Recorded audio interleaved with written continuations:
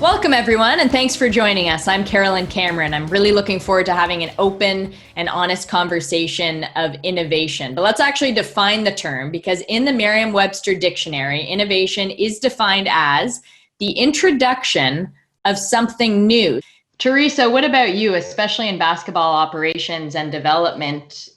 Innovation, I would assume, is an ongoing process and a main focus. Any of us who are trying to compete at elite level are always having to be innovative, reinvent ourselves. I think one of the biggest things that leads to innovation is making sure that you're looking outside your bubble, bringing in people who maybe aren't in sports or different trains of thoughts, looking at it from a different angle, definitely brings a different scope and also creates opportunity to really change the game. Bobby, for you, it's more of a question of how do you innovate or adjust on the fly? Because as basketball becomes more positionless, you, in a sense, need to get ahead of the curve. 100%. You have to. It's almost a state of mind or a way of being, and you can't choose to be innovative here or just pick and choose. You almost have to approach each situation, and like you said, on the court, whether it's taking a player and saying, listen, he can play any position, or a way of or a style of play, and you always have to be willing to go against the grain or kind of cut against what the norm is, and how you think about building your team, and how you think about making trades or any of the major decisions you need to make. We're all at home for the majority of our time as we anxiously await the safe return of sports in North America. And for all of us, regardless of what you do, it's changed how you think about life. It's changed how you think about your job.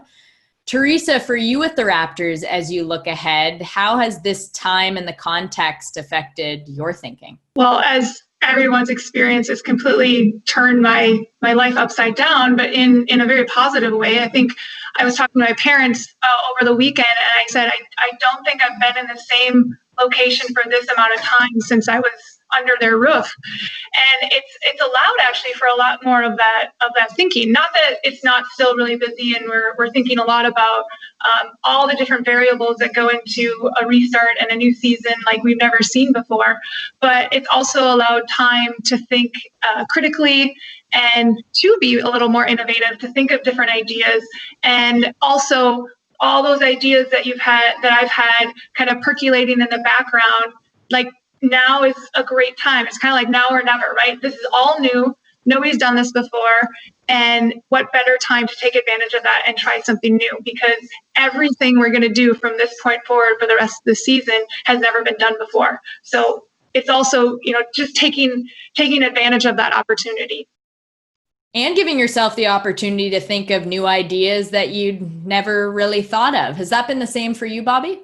Yeah, I think there's moments like these that just prove the incredible amount of resilience, and just really the capacity that we all have to change and adapt under new scenarios. And I think we've talked about making the uncomfortable comfortable. And I think going back to earlier mid-March, if you think about yourself now, 2.5 months later, not in, I wouldn't say it's positive that we're more comfortable, but we are, we're all much better at understanding the situations and the risk and benefits involved here. And so I think from that point of view, I look forward to what we can provide and what new ideas the world will come up with. Cause, it's really these moments where you're forced to do it.